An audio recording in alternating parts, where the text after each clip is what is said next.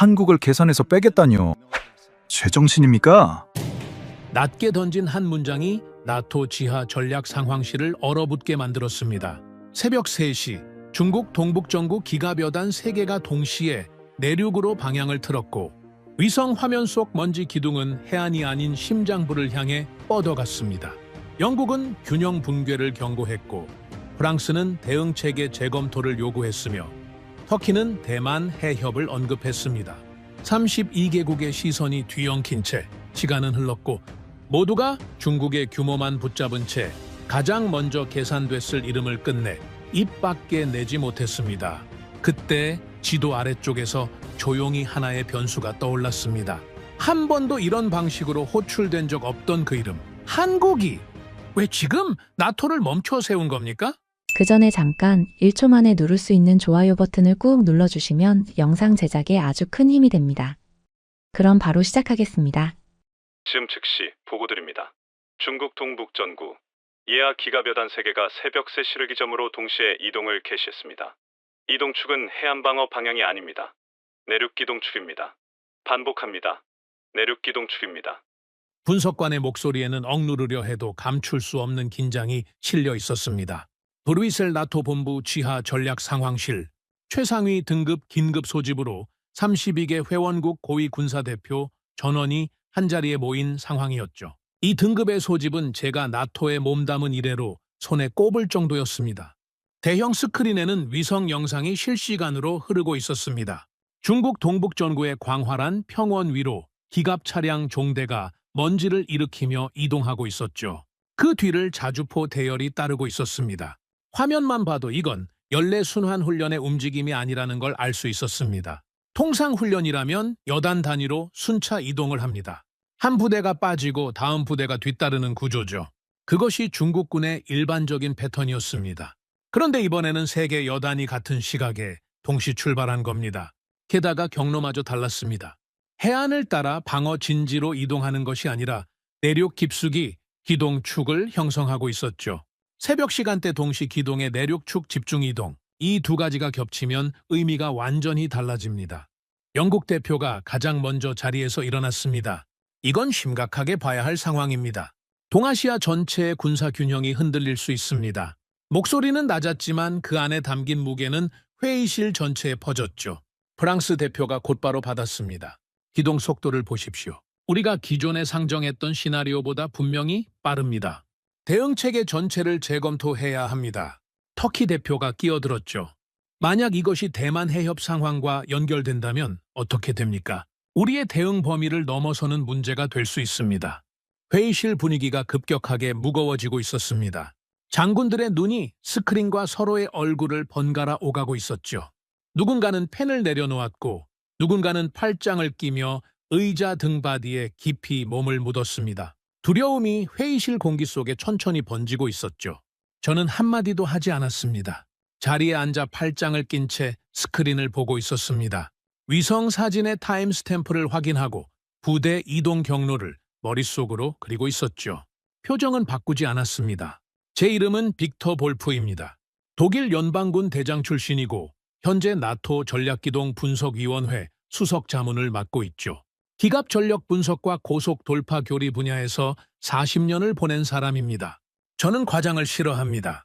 숫자와 지도와 시간표만을 믿는 사람이죠. 감정이 끼어든 분석은 분석이 아니라고 생각합니다. 이탈리아 대표가 저를 향해 물었습니다. 볼프 장군은 이 상황을 어떻게 보십니까? 회의실의 시선이 일제히 저에게 쏠렸죠. 저는 고개만 살짝 들었습니다. 아직 말할 때가 아니었습니다. 발언은 계속 이어졌습니다. 노르웨이 대표가 미국 태평양 사령부에 대응 시나리오를 요청했고 캐나다 대표가 동맹 공조 체계의 실효성을 따졌죠. 폴란드 대표는 동유럽 방어선과의 전략적 연동 가능성을 물었습니다. 하나같이 진지하고 절박한 발언들이었습니다. 그런데 저는 그 발언들을 들으면서 한 가지 패턴을 발견했습니다. 모두가 중국의 규모에 매몰되어 있었죠. 얼마나 많은 병력이 움직이고 있는가? 얼마나 넓은 범위에서 기동하고 있는가? 규모, 규모, 규모. 온통 규모 이야기뿐이었습니다. 저는 그 방식을 신뢰하지 않습니다. 규모는 이 상황의 핵심이 아니었죠. 진짜 봐야 할 것은 이동 방식이었습니다. 왜 동시에 움직였는가? 왜 내륙축인가? 왜 하필 새벽이었는가? 이 세 가지 질문이 전차 수백 대의 숫자보다 훨씬 중요한 신호였습니다. 그런데 이 회의실에서 그 질문을 던지는 사람이 한 명도 없었죠. 그리고 더 큰 문제가 있었습니다. 이 회의실에 모인 32개국 대표 중 아무도 묻지 않는 질문이 하나 있었습니다. 중국이 이 기동을 설계할 때 가장 먼저 계산한 나라가 어디냐는 겁니다. 그 질문을 아무도 하지 않았죠. 저는 조용히 서류 한 장을 꺼냈습니다. 3년 전 제가 직접 검토에 참여했던 보고서였죠.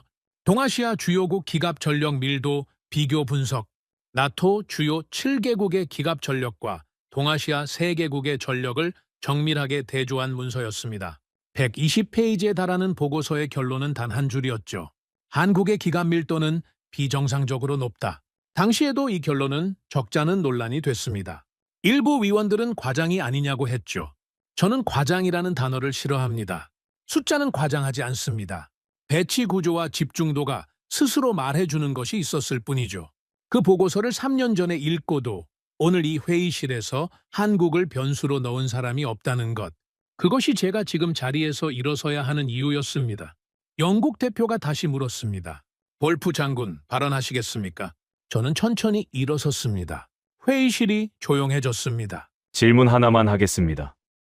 저는 장군들의 얼굴을 천천히 한번 둘러봤습니다. 32개국의 눈이 저를 향하고 있었죠. 여러분의 계산표에 한국을 포함하셨습니까? 정적이었습니다. 아무도 대답하지 못했습니다. 동아시아 위기를 논의하기 위해 새벽에 긴급 소집된 나토 최고위 회의에서 한국을 핵심 변수로 계산에 넣은 사람이 단 한 명도 없었던 겁니다. 우리는 지금 중국을 보고 있습니다. 중국의 이동 패턴을 분석하고 중국의 의도를 추정하고 있죠. 당연한 일입니다. 마땅히 해야 할 일이고요. 그러나 한 가지 빠진 것이 있습니다. 중국은 우리를 계산하지 않습니다. 회의실 공기가 미묘하게 바뀌었습니다. 중국이 기동 계획을 설계할 때 가장 먼저 계산에 넣는 대상은 따로 있습니다. 저는 스크린에 지도를 가리켰습니다. 중국 동북정우 바로 아래 한반도가 있었습니다. 그리고 그 한반도 중부에 세계에서 가장 높은 밀도의 기동군단이 배치되어 있었죠. 한국 7군단입니다. 프랑스 대표가 즉시 반문했습니다. 잠깐만요. 한국은 나토 회원국이 아니지 않습니까? 이 자리에 전략 논의에 포함시키는 것이 과연 적절합니까? 저는 고개를 끄덕였습니다. 맞습니다. 회원국이 아닙니다. 그러나 전선 국가입니다. 그리고 전선 국가의 시간 감각은 우리와 근본적으로 다릅니다. 우리는 위기가 오면 회의를 엽니다. 지금 이 순간처럼요. 새벽에 소집되고 분석관 보고를 듣고 발언을 주고받으며 대응 방안을 논의하죠. 한국은 다릅니다. 위기가 오기 전에 이미 배치를 끝냅니다. 이것이 차이입니다. 저는 자료를 한 장 넘겼습니다. 단일 기동군단 전략 전환 속도 비교 데이터였죠. 중국 집단군, 일본 자위대, 그리고 한국 7군단. 규모가 아니라 속도를 봐야 합니다. 대규모 병력이 느리게 움직이면 그것은 위협이 아니라 표적이 됩니다. 반대로 고밀도 병력이 빠르게 한 지점에 집중되면 규모와 상관없이 전선의 방향 자체가 바뀌죠. 동아시아에서 단일 군단으로 가장 빠른 전략 전환이 가능한 부대가 어딘지 아십니까? 한국 7군단입니다. 회의실이 완전히 조용해졌습니다. 아까와는 다른 종류의 침묵이었죠. 아까는 중국이 무서워서 조용했다면 지금은 자신들이 무엇을 놓치고 있었는지를 깨달아가는 침묵이었습니다. 전력은 숫자가 아닙니다. 집중도입니다. 그리고 여러분이 계산해서 빠뜨린 그 국가의 집중도는 여러분이 지금 알고 있는 수준과 차원이 다릅니다. 한국입니다. 저는 자리에 앉았습니다. 중국이 무섭게 보이는 이유는 병력이 많아서가 아닙니다. 오늘 새벽에 포착된 그 움직임이 예년의 패턴과 달랐기 때문이죠. 새벽 동시 기동의 내륙축 집중 이동. 이건 방어가 아니라 전진을 염두에 둔 구조였습니다. 그런데 그보다 더 중요한 사실이 하나 있었습니다. 중국이 그런 구조로 움직일 때 가장 먼저 반응하는 군단이 어디인지를 이 회의실에 있는 사람들 대부분이 모르고 있었다는 겁니다. 이제부터가 시작이었습니다. 회의실의 침묵은 오래가지 않았습니다. 사람은 충격을 받으면 본능적으로 익숙한 것에 매달리게 되니까요. 가장 먼저 반응한 것은 프랑스 대표였습니다. 볼프 장군, 말씀의 취지는 이해합니다. 하지만 우리는 지금 32개국입니다. 냉전 시절과는 다릅니다. 나토의 집단 방위 체계는 역사상 가장 강력한 수준에 도달해 있습니다. 한국이라는 변수를 논의하는 것은 좋지만 우리 자체의 전력을 과소평가해서는 안 됩니다. 회의실 분위기가 미묘하게 바뀌었습니다. 프랑스 대표의 발언이 장군들에게 일종의 안도감을 준 거죠. 맞아, 우리는 32개국이다. 세계 최대의 군사 동맹이다. 중국이 움직인다고 해서 우리가 흔들릴 이유는 없다. 그런 표정들이 하나둘 번지기 시작했습니다. 영국 대표가 고개를 끄덕였습니다. 동의합니다. 최근 핀란드와 스웨덴의 가입으로 북유럽 방어선이 완성됐고 동유럽 재무장도 순조롭게 진행되고 있습니다. 우리의 억지력은 그 어느 때보다 강합니다. 터키 대표도 거들었죠. 32개국의 통합 전력은 단순한 숫자가 아닙니다. 이것은 의지의 표현입니다. 회의실에 안도의 공기가 퍼지고 있었습니다. 장군들의 어깨가 조금씩 내려가고 있었죠. 32개국이라는 숫자가 주는 심리적 안정감. 그것은 분명 강력한 것이었습니다. 저는 그 분위기를 조용히 지켜보고 있었습니다. 그리고 생각했죠. 이것이 바로 문제라고. 32개국, 분명 대단한 숫자입니다. 냉전 시절 12개국으로 시작한 나토가 지금은 32개국까지 확대됐죠. 핀란드가 들어왔고 스웨덴이 합류했습니다. 폴란드는 군비를 대폭 늘리고 있었고 루마니아와 불가리아도 방어 체계를 강화하고 있었습니다. 유럽의 방어 지도는 확실히 넓어졌습니다. 하지만 저는 3년 전부터 한 가지 의문을 품고 있었습니다. 국가 수가 늘어나면 전력이 강해지는 것인가? 아니면 회의 시간이 길어지는 것인가? 냉전 시절을 떠올려 봤습니다. 나토가 12개국이던 시절, 위협이 명확했고 의사결정이 빨랐죠. 소련이라는 하나의 적이 있었고 모든 전력이 그 한 방향을 향해 집중되어 있었습니다. 그때 작성된 기갑 전력 비교 보고서가 있었습니다. 제가 젊은 장교 시절에 처음 접한 문서였죠. 당시에도 동아시아 전력 분석은 포함되어 있었습니다. 그리고 그 보고서에서도 한국의 기갑 밀도는 이례적이라는 표현이 등장했습니다. 12개국 시절에도 그랬고 32개국이 된 지금도 그 평가는 바뀌지 않았죠. 국가 수가 늘었다고 한국의 전력 집중도가 낮아지는 것은 아닙니다. 오히려 나토가 확대되면서 다국적 분산 구조가 더 심화됐죠. 32개국이 합의하고 조율하고 분담하는 사이에 한국은 단일 지휘 체계 아래 모든 전력을 한 지점에 집중시키는 구조를 유지하고 있었습니다. 프랑스 대표가 다시 입을 열었습니다. 볼프 장군, 한국이 강하다는 점은 인정합니다. 하지만 한국은 회원국이 아닙니다. 이 자리에서 논의할 전략적 영향은 제한적이지 않습니까? 저는 잠시 생각했습니다. 그리고 천천히 입을 열었죠. 제가 3년 전에 검토한 보고서를 기억하시는 분이 계십니까? 회의실이 조용해졌습니다. 나토 주요 7개국 기갑 전력과 동아시아 3개국의 전력을 비교한 문서였습니다. 당시 결론은 한국의 기갑 밀도가 비정상적으로 높다는 것이었죠. 일부 위원들은 과장이라고 했습니다. 저는 그때도 반박했고 지금도 같은 말을 하겠습니다. 국가 수가 늘었다고 전력의 밀도가 바뀌지는 않습니다.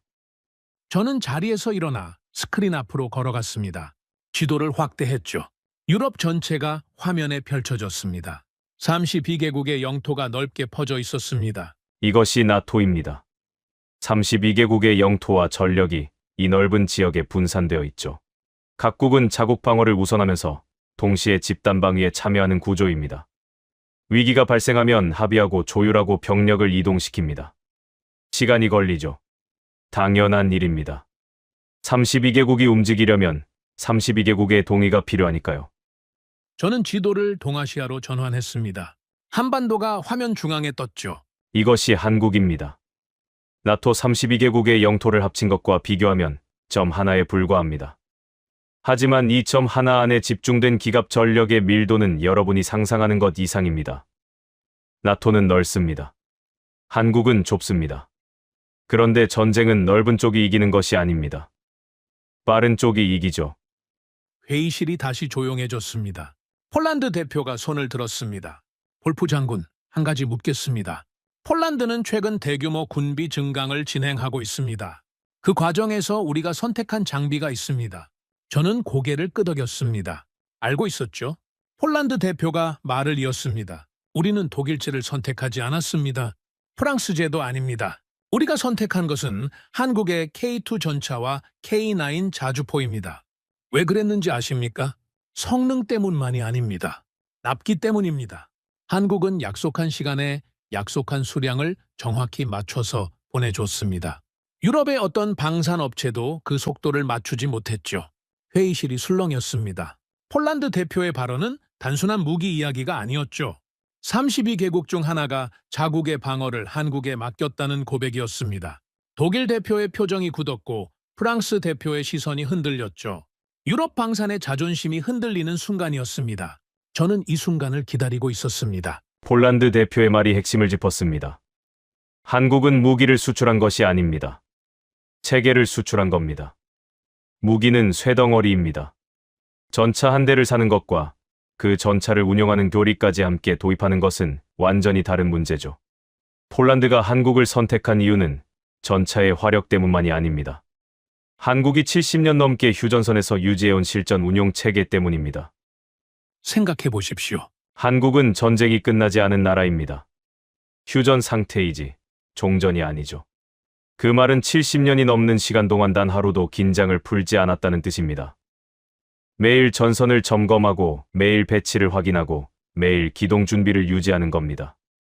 여러분, 이 회의실에 앉아 계신 32개국 중에 그런 나라가 있습니까? 아무도 대답하지 못했습니다. 저는 말을 이었습니다. 우리는 냉전이 끝난 뒤 긴장을 풀었습니다. 당연한 일이었죠. 적이 사라졌으니까요. 기갑 전력을 줄이고 보병을 감축하고 군비를 다른 곳에 돌렸습니다. 합리적인 판단이었습니다. 그런데 한국은 그러지 않았습니다. 적이 사라지지 않았으니까요. 북쪽에 여전히 기갑 군단이 배치되어 있고 장사정포가 수도권을 겨누고 있었습니다. 긴장을 풀 수가 없었던 겁니다.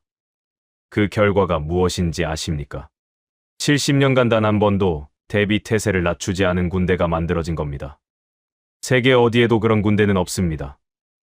회의실의 공기가 완전히 달라져 있었습니다. 아까 프랑스 대표가 32개국을 말했을 때의 안도감은 이미 사라진 뒤였죠. 대신 다른 감정이 장군들의 얼굴에 떠오르고 있었습니다. 그것은 놀라움이 아니었습니다. 자신들이 무엇을 간과하고 있었는지를 깨달아가는 사람들의 표정이었죠. 영국 대표가 천천히 말했습니다.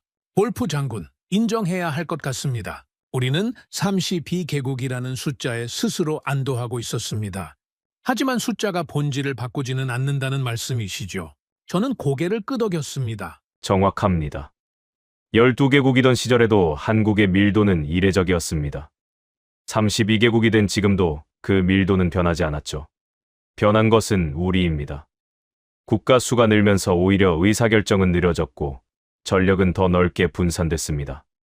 한국은 그 사이에도 같은 자리에서 같은 밀도를 유지하고 있었던 겁니다. 프랑스 대표가 다시 물었습니다. 목소리가 아까보다 확연히 낮아져 있었죠. 볼프 장군, 그렇다면 한 가지만 더 묻겠습니다. 한국이 그토록 강하다면 왜 나토에 가입하지 않았습니까? 가입하면 우리 모두에게 이익이 되지 않습니까? 회의실의 시선이 다시 저에게 쏠렸습니다. 저는 잠시 침묵했습니다. 이 질문을 기다리고 있었죠. 그리고 이 질문에 대한 답이야말로 한국이라는 나라의 본질을 가장 정확하게 보여주는 것이었습니다. 한국은 가입하지 않았습니다.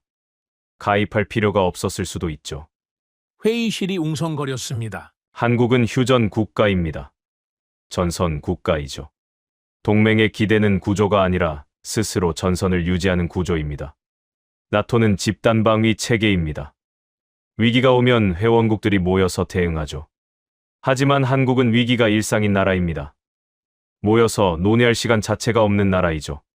전선 국가의 시간 감각은 동맹 국가와 다릅니다. 우리에게 위기는 가끔 찾아오는 것이지만 한국에게 위기는 매일 아침 눈을 뜨면 거기 있는 것입니다. 그래서 가입하지 않은 것이 아니라 가입이라는 구조 자체가 한국의 현실과 맞지 않았던 겁니다. 프랑스 대표가 더 이상 반문하지 않았습니다. 회의실의 다른 장군들도 마찬가지였죠. 32개국이라는 숫자가 주던 안도감은 완전히 걷혀 있었습니다. 대신 그 자리에 무겁고 묵직한 질문 하나가 남아 있었죠. 우리가 32개국의 합의를 기다리는 동안 한국은 이미 움직이고 있다는 것. 그리고 중국은 그 사실을 우리보다 먼저 알고 있다는 것. 저는 자리에 앉으며 스크린을 한 번 더 바라봤습니다. 한반도가 여전히 화면 중앙에 떠 있었죠. 나토 32개국의 광활한 영토 한가운데에서 점 하나처럼 보이는 그 작은 나라. 하지만 그 점 하나가 중국의 기동 계획 전체를 흔들고 있었습니다. 국가 수가 늘었다고 본질이 바뀌는 것은 아닙니다. 32개국의 착각. 그것이 오늘 이 회의실에서 제가 깨뜨려야 할 첫 번째 벽이었습니다. 그리고 아직 깨뜨려야 할 벽이 더 남아 있었습니다. 회의는 예정 시간을 넘기고 있었습니다. 원래라면 중국 동북전구의 기동 상황을 분석하고 대응 방안을 논의한 뒤 각국 대표가 본국에 보고하는 것으로 끝났어야 할 회의였죠. 하지만 제가 한국이라는 이름을 꺼낸 이후로 회의의 방향 자체가 바뀌어 버렸습니다. 32개국의 장군들이 더 알고 싶어 하고 있었습니다. 한국에 대해서 잠시 휴회가 선언됐습니다. 장군들이 커피를 들고 삼삼오오 모여서 이야기를 나누고 있었죠. 저는 자리에 앉아 서류를 정리하고 있었습니다. 그때 폴란드 대표가 제 옆으로 왔습니다. 볼프 장군, 아까 제가 K2와 K9 이야기를 꺼냈을 때 독일 대표와 프랑스 대표의 표정을 보셨습니까? 유럽 방산의 자존심이 상당히 흔들린 것 같았습니다. 저는 고개를 끄덕였습니다. 보였죠. 하지만 그것은 자존심의 문제가 아닙니다. 폴란드 대표가 물었습니다. 그러면 무엇의 문제입니까? 저는 대답하지 않았습니다. 회의가 재개되면 말씀드리겠다고만 했죠. 회의가 다시 시작됐습니다. 의장이 발언권을 저에게 넘겼죠. 장군들의 시선이 다시 집중됐습니다. 이번에는 아까와 분위기가 달랐습니다. 아까는 제 발언에 반발하거나 의문을 품는 시선이 섞여 있었죠. 지금은 다릅니다. 듣고 싶다는 눈이었습니다. 저는 스크린에 지도 하나를 띄웠습니다. 세계 지도였죠. 그리고 그 위에 한국 방산 수출국을 표시했습니다. 폴란드, 노르웨이, 핀란드, 에스토니아, 루메니아, 호유, 이집트, 인도, 인도네시아, 이라크. 붉은 점들이 대륙을 가리지 않고 찍혀 있었습니다. 회의실이 술렁였습니다. 이 지도를 보십시오. 한국의 방산 수출국 분포입니다. 유럽, 중동, 동남아시아, 오세아니아. 대륙을 가리지 않죠. 이것이 단순한 무기 장사의 결과라고 생각하십니까? 아무도 대답하지 않았습니다. 저는 그렇게 생각하지 않습니다. 무기만 좋다고 이렇게 팔리지는 않습니다. 세상에 좋은 무기를 만드는 나라는 많죠. 미국, 러시아, 프랑스, 독일, 영국. 전통적인 방산 강국들이 수십 년간 시장을 지배해왔습니다. 그런데 한국이라는 후발주자가 이 시장을 흔들고 있습니다. 왜입니까? 저는 잠시 멈추고 회의실을 둘러봤습니다. 장군들이 집중하고 있었죠. 가격 때문이라고 말하는 사람이 있습니다. 틀린 말은 아니죠. 한국 장비의 가격 경쟁력은 분명 있습니다. 하지만 가격만으로 국가의 방어를 맡기는 나라는 없습니다. 여러분 중에 자국 군대의 주력 장비를 싸다는 이유만으로 선택할 분이 계십니까? 폴란드 대표가 고개를 저었습니다. 노르웨이 대표도 마찬가지였죠. 그렇습니다. 가격이 아닙니다. 핵심은 세 가지입니다. 첫째, 납기입니다. 한국은 약속한 날짜에 약속한 수량을 정확히 맞춰서 인도합니다. 이것이 왜 중요한지 설명하겠습니다. 저는 스크린에 유럽 방산 납기 지연 사례를 띄웠습니다. 구체적인 업체명은 언급하지 않았죠. 이 자리에서 유럽 동맹국의 체면을 깎을 필요는 없었으니까요. 하지만 숫자만으로도 충분했습니다. 유럽 주요 방산 업체의 평균 납기 지연율입니다. 주문 후 인도까지 예정보다 평균 2년에서 3년이 더 걸립니다. 전차, 자주포, 장갑차 할 것 없이 대부분의 대형 계약에서 지연이 발생하고 있죠. 이유는 여러 가지입니다. 생산 라인 노후화, 부품 공급망 문제, 전후 감축으로 인한 생산 역량 저하, 모두 구조적인 문제입니다. 한국은 다릅니다. 한국의 방산 업체들은 70년간 전시 대비 생산 체계를 유지해왔습니다. 전쟁이 나면 즉시 대량 생산에 돌입할 수 있는 구조를 평시에도 가동하고 있는 겁니다. 그래서 납기를 맞출 수 있는 거죠. 이건 기술력의 문제가 아닙니다. 체질의 문제입니다. 독일 대표의 표정이 무거워졌습니다. 자국 방산업체의 납기 지연 문제를 모를 리 없었으니까요. 프랑스 대표도 입을 다물고 있었죠. 둘째, 운영 교리입니다. 아까 말씀드렸듯이 한국은 무기를 파는 것이 아니라 체계를 파는 겁니다.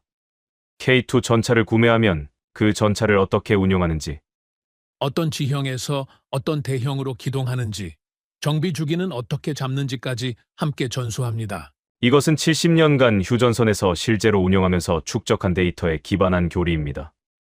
시뮬레이션이 아니라 실전 데이터죠. 세계에서 대규모 기갑 전력을 실제 전선에서 상시 운용하고 있는 나라가 몇 개나 됩니까? 손에 꼽습니다. 한국은 그 중 하나이고 그 경험을 체계화해서 수출하고 있는 겁니다. 셋째, 그리고 이것이 가장 중요한 부분입니다. 저는 잠시 멈췄습니다. 회의실이 조용했죠. 신뢰입니다. 한국은 신뢰를 축적한 나라입니다. 그리고 그 신뢰의 기원은 70년 전으로 거슬러 올라갑니다. 저는 스크린을 바꿨습니다. 한국전쟁 참전국 목록이 떴죠. 22개국의 이름이 화면에 나열됐습니다. 1950년 한국전쟁이 발발했습니다. 북한의 남침으로 한반도 전체가 전장이 됐죠. 그때 22개국이 한국을 도왔습니다. 미국, 영국, 프랑스, 터키, 호주, 캐나다, 네덜란드, 벨기에, 룩셈부르크, 그리스, 에티오피아, 콜롬비아. 태국, 필리핀, 남아프리카 공화국, 뉴질랜드, 노르웨이, 덴마크, 인도, 스웨덴, 이탈리아, 독일. 저는 화면을 가리키며 말했습니다. 이 목록을 잘 보십시오. 이 회의실에 앉아 계신 나라들이 상당수 포함되어 있습니다. 장군들의 표정이 달라졌습니다. 자국의 이름이 그 목록에 있다는 사실을 새삼 인식하는 얼굴들이었죠. 70년 전 이 나라들이 한국을 도왔습니다. 그리고 한국은 그것을 잊지 않았습니다. 한국의 방산 수출국 목록을 다시 보십시오. 참전국과 상당 부분 겹칩니다. 이것이 우연이라고 생각하십니까? 회의실이 웅성거렸습니다. 저는 우연이라고 생각하지 않습니다. 한국은 기억하는 나라입니다. 70년 전에 자국을 도와준 나라들을 기억하고 있고, 그 나라들이 군비를 필요로 할 때 가장 먼저 손을 내밀고 있는 겁니다. 납기를 맞추고 가격을 조정하고 교리를 전수하는 것. 그것은 단순한 사업이 아닙니다. 보은입니다. 영국 대표가 천천히 고개를 끄덕였습니다. 터키 대표의 눈이 젖어 있었죠.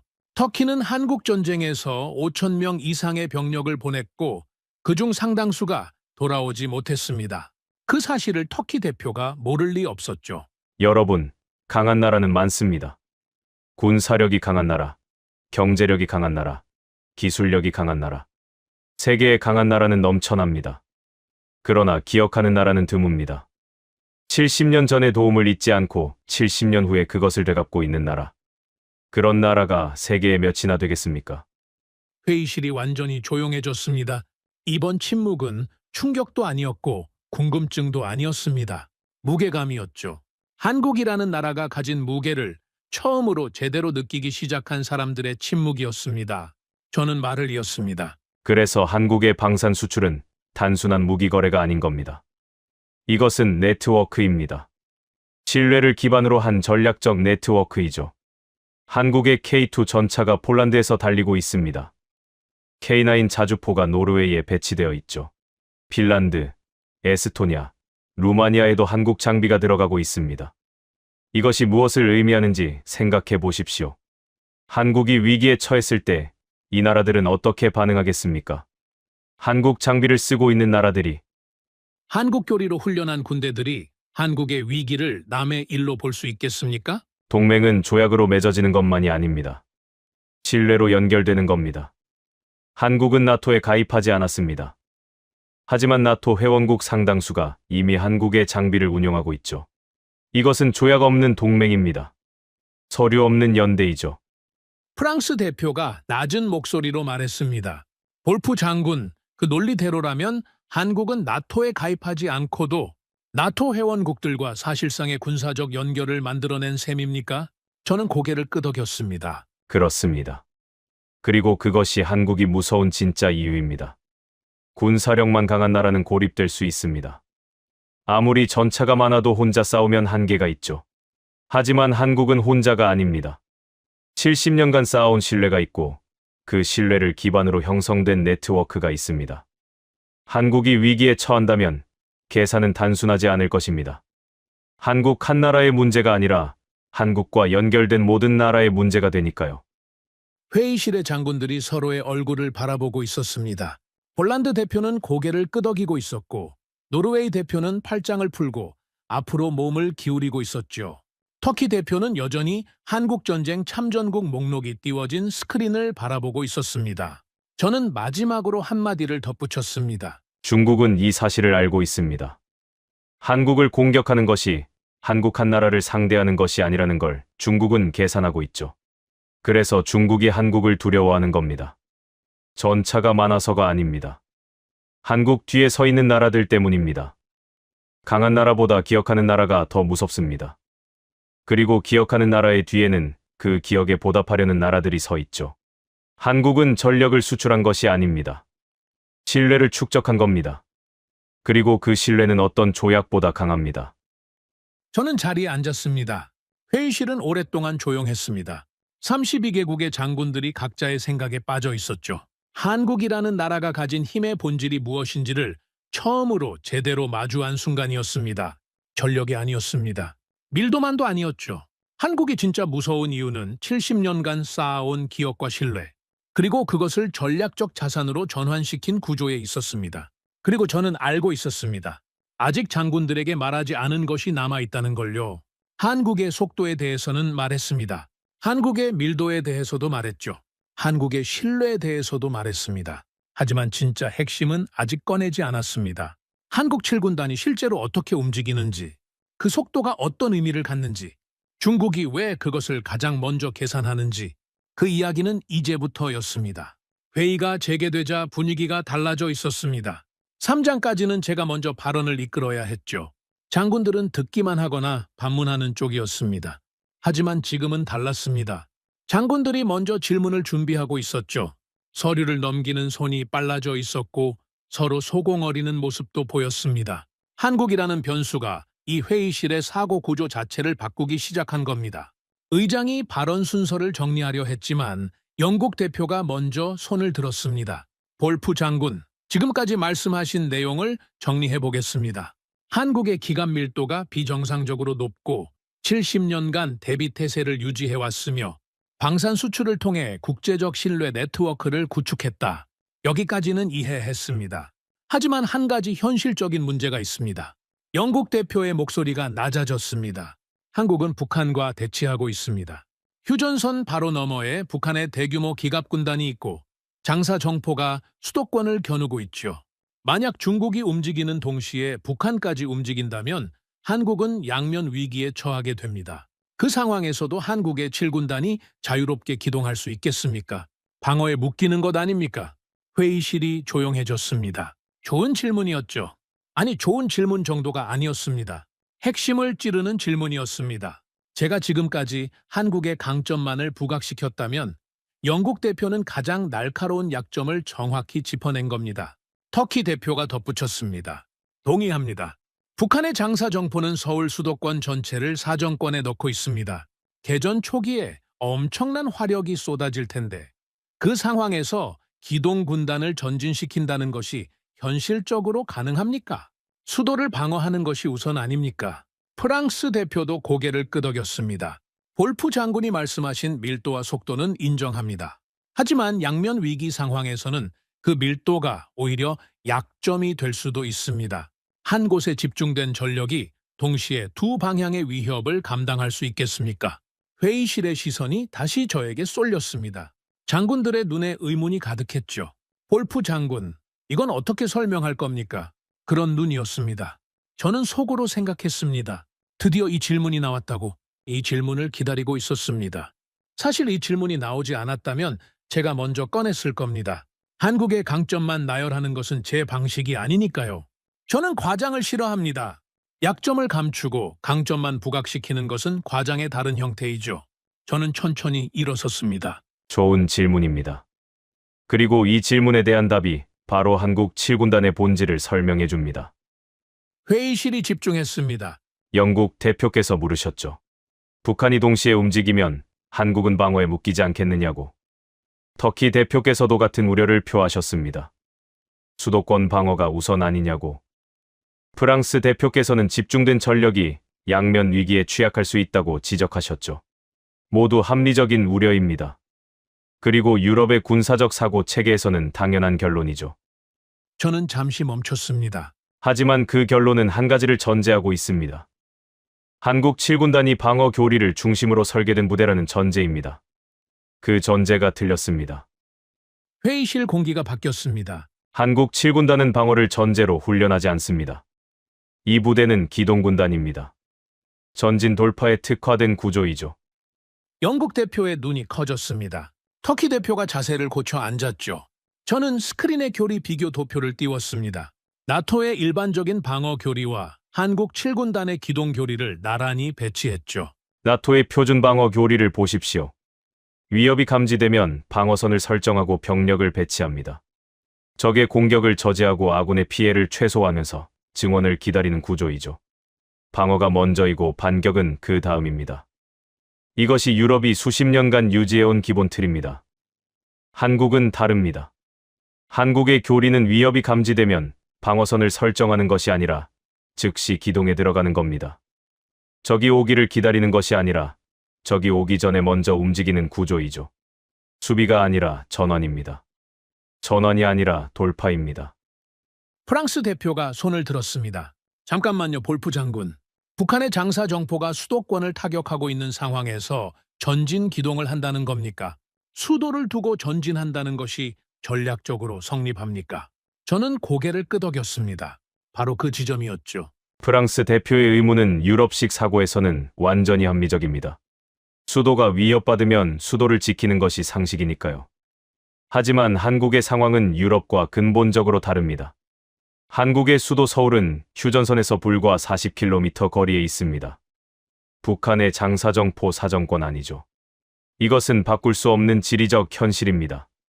수도를 뒤로 옮기지 않는 한 이 위협은 사라지지 않습니다. 그래서 한국은 다른 선택을 한 겁니다.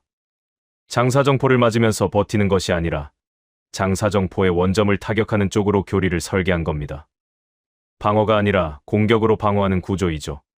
7군단이 전진 돌파를 하는 이유가 바로 이겁니다. 수도를 지키기 위해 뒤에 서는 것이 아니라 수도를 지키기 위해 앞으로 나가는 겁니다. 회의실이 술렁였습니다. 유럽의 장군들에게 이 개념은 익숙하지 않은 것이었죠. 수도가 공격받는 상황에서 전진한다는 발상 자체가 유럽의 군사적 상식과 어긋나는 것이었으니까요. 영국 대표가 말했습니다. 대담한 교리입니다. 하지만 위험하지 않습니까? 전진하는 동안 수도가 초토화될 수도 있지 않습니까? 저는 고개를 끄덕였습니다. 위험합니다. 당연히 위험하죠. 하지만 한국은 그 위험을 감수할 수밖에 없는 나라입니다. 40km 거리에 적의 포병이 있는 나라는 세계에서 한국뿐이니까요. 그리고 여기서 시간이라는 변수가 등장합니다. 저는 스크린에 시간축 시뮬레이션을 띄웠습니다. 72시간 시나리오였죠. 전쟁은 화력이 결정하는 것이 아닙니다. 시간이 결정합니다. 개전 초기 72시간이 전쟁의 방향을 결정하죠. 이것은 역사가 증명하는 사실입니다. 중국 집단군의 기동 속도를 보겠습니다. 대규모 병력을 동시에 움직이려면 시간이 걸립니다. 지휘 체계가 복잡하고 병참선이 길어지죠. 전구 단위의 전면 기동에 필요한 시간은 최소 96시간에서 120시간으로 추정됩니다. 일본 자위대의 경우를 보겠습니다. 방어 중심 교리이기 때문에 전략 전환의 시간이 걸립니다. 방어에서 기동으로 전환하려면 정치적 결단이 필요하고 법적 절차가 수반되죠. 실질적인 기동 개시까지 최소 48시간에서 72시간이 필요합니다. 한국 7군단입니다. 저는 화면의 숫자를 가리켰습니다. 24시간 이내 전략 전환 완료. 회의실이 얼어붙었습니다. 중국이 기동을 시작한 지 24시간 후에 한국 7군단은 이미 전진 배치를 완료합니다. 중국이 병력을 집결시키는데 나흘이 걸린다면 한국은 하루 만에 전선의 형태를 바꿔놓는 겁니다. 이것이 속도의 의미입니다. 터키 대표가 물었습니다. 24시간이라는 숫자는 어디에 근거한 겁니까? 한국군의 연례훈련 데이터입니다. 한국은 매년 대규모 기동훈련을 실시하죠. 을지 연습, 호국 훈련 등 다양한 명칭으로 진행되는 이 훈련들은 실제 전시 시나리오를 기반으로 합니다. 그 훈련에서 7군단이 전략 전환을 완료하는 데 걸리는 시간이 24시간 이내입니다. 그리고 한 가지 더 말씀드리겠습니다. 이 24시간에는 정치적 결단을 기다리는 시간이 포함되어 있지 않습니다. 한국은 휴전 국가이기 때문에 전시 전원 절차가 다른 나라와 다릅니다. 평시에도 전시에 준하는 대비 태세를 유지하고 있죠. 정치적 결단이 내려지기 전에 이미 군사적 준비는 완료되어 있는 구조입니다. 영국 대표가 천천히 말했습니다. 그러니까 볼프 장군이 말씀하시는 것은 이겁니까? 중국이 움직이기 시작하면 한국은 그 어떤 나라보다 빨리 반응한다. 나토 32개국이 회의를 열고 합의를 도출하는 사이에 한국은 이미 전선을 재편하고 있다. 저는 고개를 끄덕였습니다. 정확합니다. 그리고 중국은 이 사실을 우리보다 더 잘 알고 있습니다. 중국이 동북전구에서 기동 계획을 수립할 때 가장 먼저 고려하는 변수가 뭔지 아십니까? 미국의 항모 전단이 아닙니다. 일본의 자위대도 아니죠. 한국 7군단의 반응 시간입니다. 중국은 무겁습니다. 대규모 병력을 움직이려면 시간이 걸리죠. 한국은 빠릅니다. 고밀도 전력을 단시간에 집중시킬 수 있습니다. 중국이 아직 집결하고 있는 동안 한국은 이미 전선의 형태를 바꿔놓을 수 있는 겁니다. 전쟁은 규모가 결정하는 것이 아닙니다. 시간이 결정합니다. 그리고 시간 싸움에서 한국은 이 지역의 어떤 나라보다 앞서 있습니다. 회의실이 완전히 고요해졌습니다. 저는 스크린에 시뮬레이션을 한 장 더 넘겼습니다. 72시간 후의 전선 변화 예측 지도였죠. 중국 집단군이 집결을 완료하는 시점에 한국 7군단이 이미 전진 배치를 마치고 전선의 형태를 변경시킨 모습이 그려져 있었습니다. 이 지도를 보십시오. 72시간 후의 상황입니다.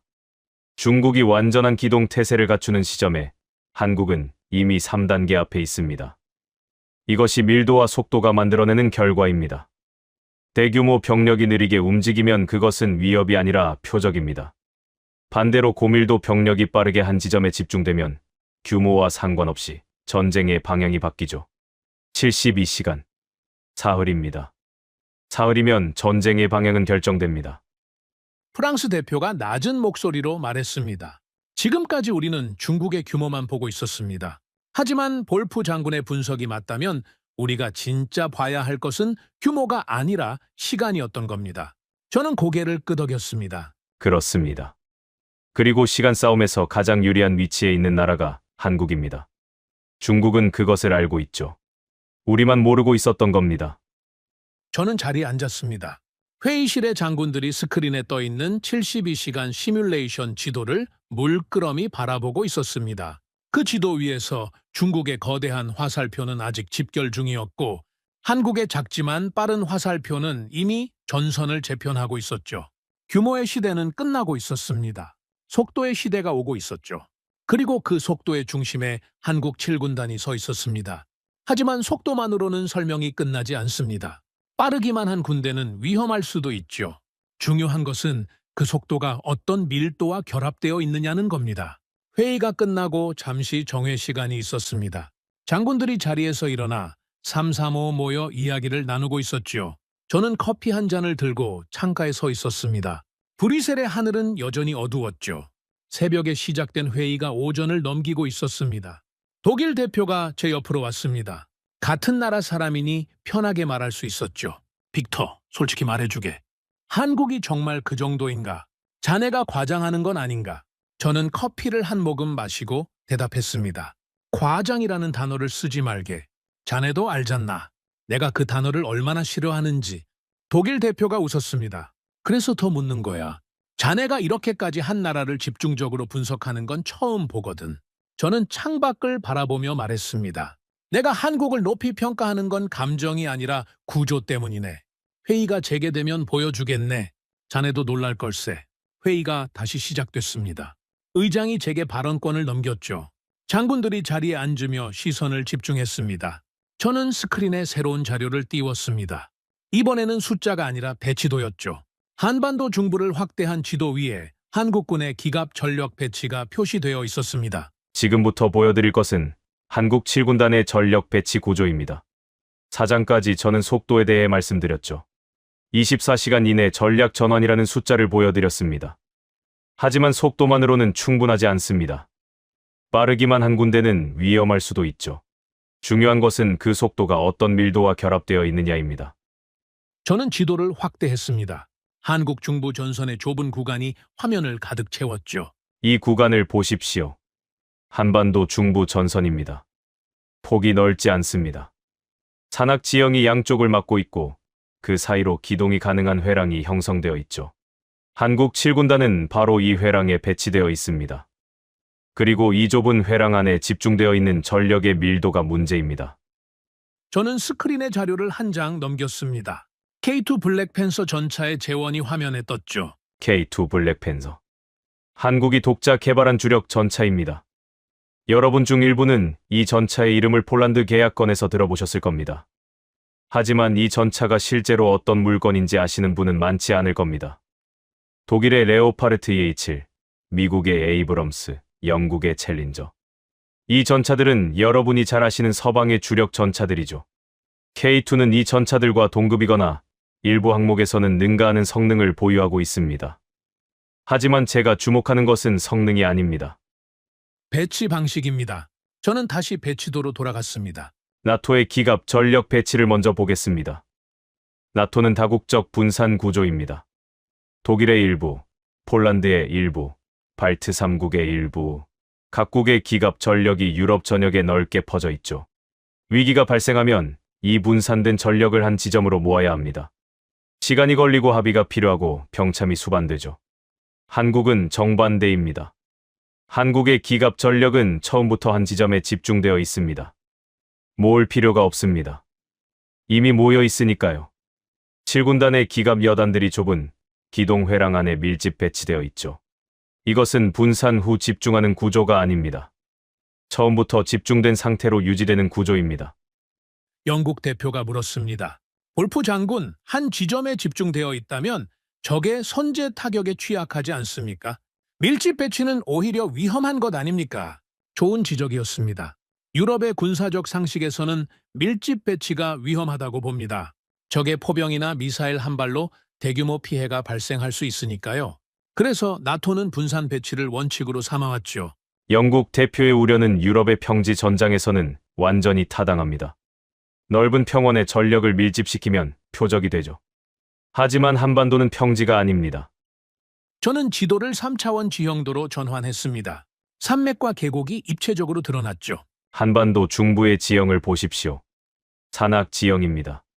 좁은 계곡과 능선이 복잡하게 얽혀 있죠. 이 지형 자체가 천연 엄폐물입니다. 기갑 전력이 산악 지형 사이에 분산, 은폐되어 있으면서 동시에 기동 회랑으로 신속하게 집결할 수 있는 구조인 겁니다. 쉽게 말씀드리겠습니다. 평시에는 산 뒤에 숨어 있고 유사시에는 계곡을 따라 쏟아져 나오는 구조이죠. 적이 찾으려면 산 하나하나를 뒤져야 하지만 아군이 모이려면 계곡 하나만 타면 되는 겁니다. 이것이 한국이 설계한 전장입니다. 한국은 장비를 모은 것이 아닙니다. 전장을 설계한 겁니다. 회의실이 술렁였습니다. 전장을 설계했다는 표현이 장군들의 머릿속에 깊이 박힌 것이 느껴졌죠. 폴란드 대표가 손을 들었습니다. 볼프 장군, 이제 이해가 됩니다. 우리가 한국의 K2와 K9을 도입한 이유가 단순히 가격이나 납기 때문만이 아니었다는 것을요. 이 장비들은 이런 환경에서 운용되도록 설계된 것이었습니다. 산악 지형에서의 기동, 좁은 회랑에서의 집중 돌파. 우리 폴란드의 평원 지형과는 다르지만 그 운용 철학은 배울 것이 많았습니다. 저는 고개를 끄덕였습니다. 폴란드 대표가 중요한 점을 짚으셨습니다. K2 전차는 한반도의 산악 지형에 최적화되어 설계된 장비입니다. 급경사 등판 능력, 하천도하 능력, 좁은 공간에서의 선회 능력. 모든 재원이 한반도라는 특수한 전장 환경을 기준으로 만들어졌죠. K9 자주포도 마찬가지입니다. 빠른 진지 전환 능력이 핵심이죠. 한 지점에서 사격하고 즉시 이동하여 다른 지점에서 다시 사격하는 구조입니다. 적의 대포병 사격을 피하면서 지속적으로 화력을 투사하는 방식이죠.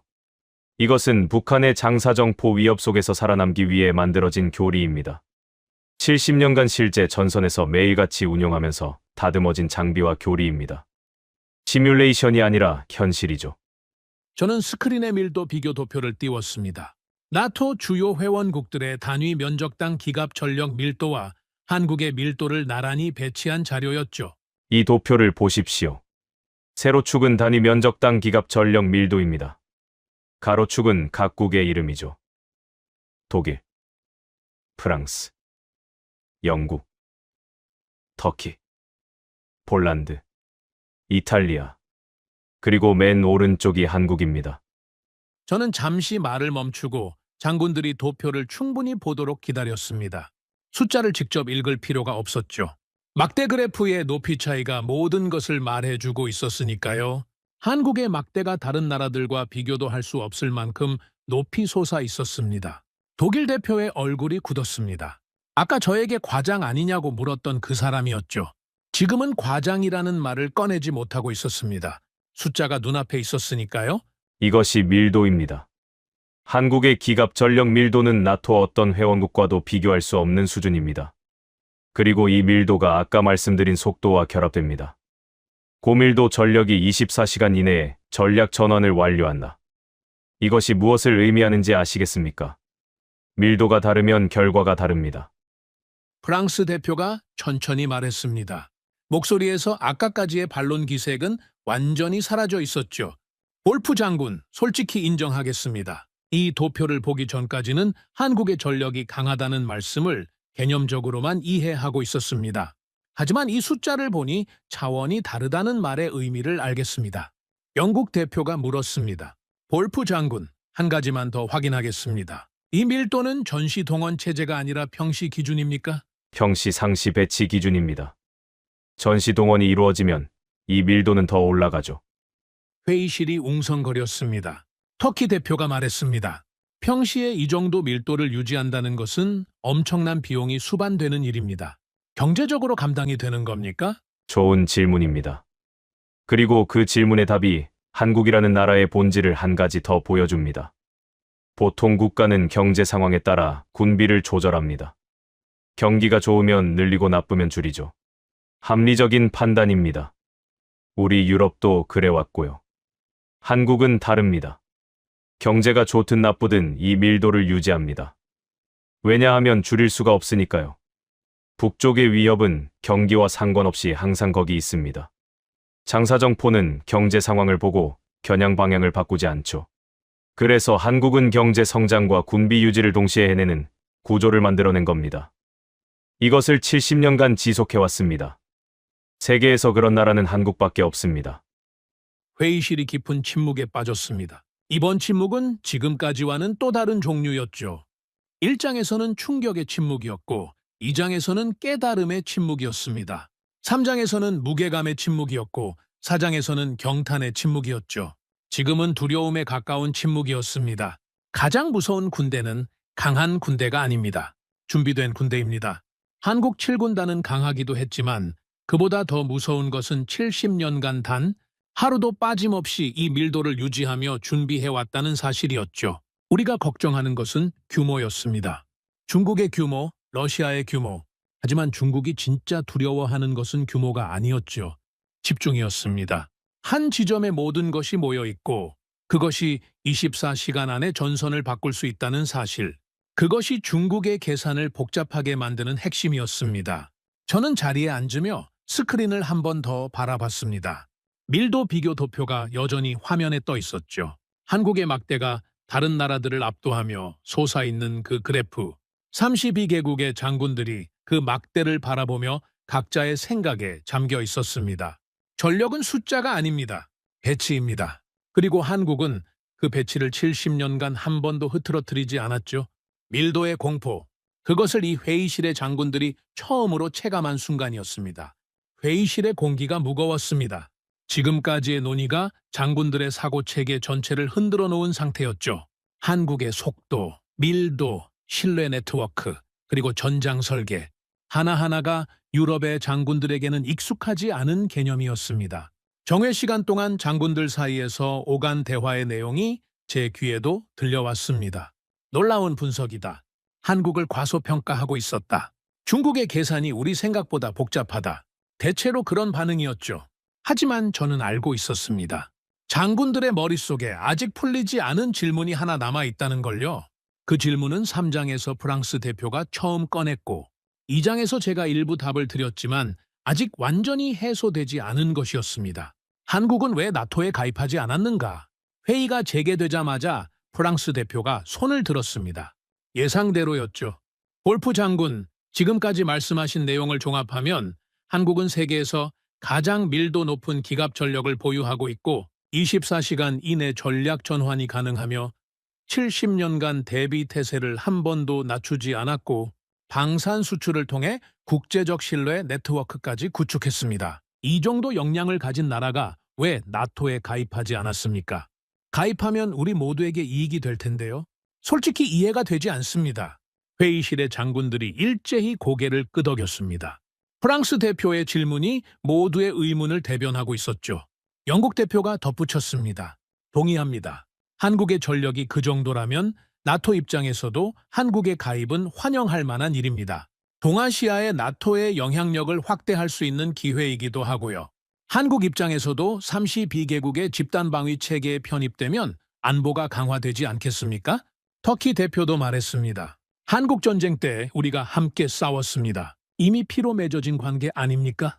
가입이 자연스러운 수순이라고 봅니다. 회의실 분위기가 한국의 나토 가입이 당연하다는 쪽으로 흐르고 있었습니다. 장군들의 표정에서 읽을 수 있었죠. 한국이 이렇게 강하다면 당연히 우리 편으로 데려와야 한다. 가입시키면 되지 않느냐? 그런 생각이 회의실 전체에 퍼지고 있었습니다. 저는 그 분위기를 조용히 지켜보고 있었습니다. 그리고 생각했죠. 이것이 유럽의 사고방식이라고. 강한 나라가 있으면 데려오면 된다. 동맹에 넣으면 된다. 서류에 서명하면 끝이다. 유럽은 수백 년간 그렇게 동맹을 만들어 왔죠. 조약을 맺고 서명을 하고 의무를 규정하는 방식. 그것이 유럽이 아는 동맹의 전부였습니다. 하지만 한국은 달랐습니다. 한국의 동맹 개념은 유럽과 근본적으로 다른 곳에서 출발하고 있었죠. 의장이 제게 발언권을 넘겼습니다. 저는 천천히 일어섰습니다. 좋은 질문입니다. 그리고 매우 중요한 질문이죠. 프랑스 대표께서 물으셨습니다. 한국은 왜 나토에 가입하지 않았느냐고. 영국 대표께서는 가입하면 양쪽 모두에게 이익이라고 하셨고, 터키 대표께서는 이미 피로 맺어진 관계라고 하셨습니다. 모두 맞는 말씀입니다. 논리적으로는 완벽하죠. 저는 잠시 멈추고 회의실을 천천히 둘러봤습니다. 하지만 그 논리에는 한 가지 빠진 것이 있습니다. 한국의 현실입니다. 회의실이 조용해졌습니다. 한국은 휴전 국가입니다.